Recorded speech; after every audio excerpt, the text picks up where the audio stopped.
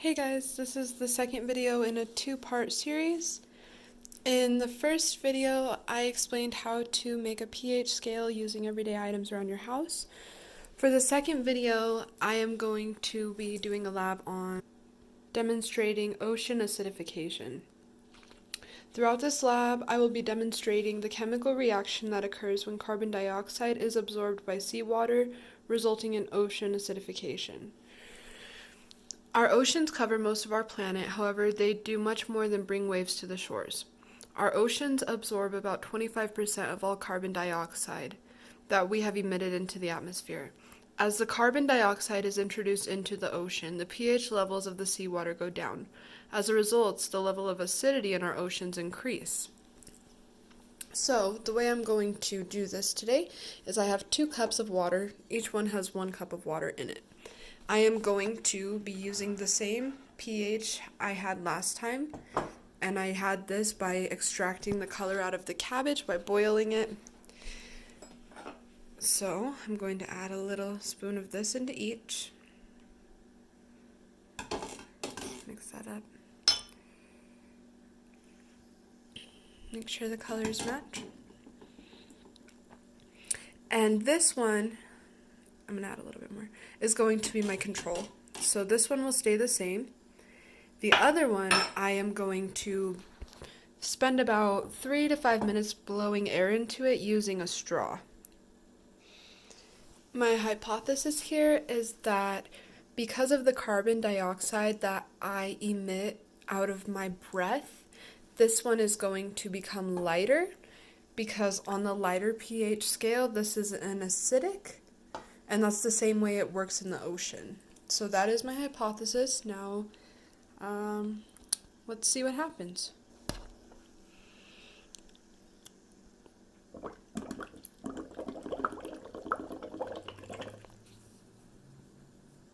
I'm not sure if the difference is observable from the other side of the camera, but I've only been putting air into this for about 30 seconds and there's already a drastic color change difference, but I'm going to keep going and in 5 minutes we'll see the results. Okay, so it's been about 4.5 minutes. You can see a significant difference from the control to the experimental group. As you can see, the color has changed significantly. While blowing air into the cup, I am exhaling out carbon dioxide.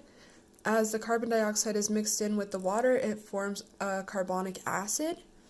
And this is the same thing that's happening in the oceans.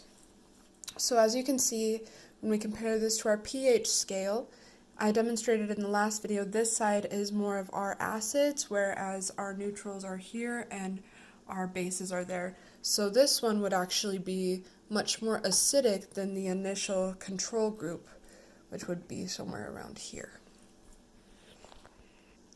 I am demonstrating this because it is a big concern that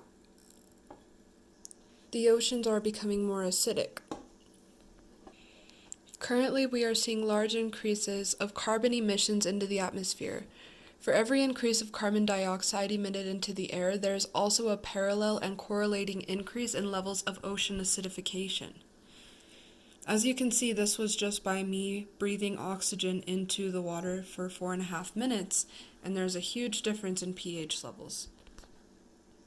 I believe that this is something we should be extremely concerned about because ocean life can be adversely impacted by ocean acidification, particularly animals, fish, coral reefs, shelled animals, zooplankton, plants, and algae are the ones we have to worry about.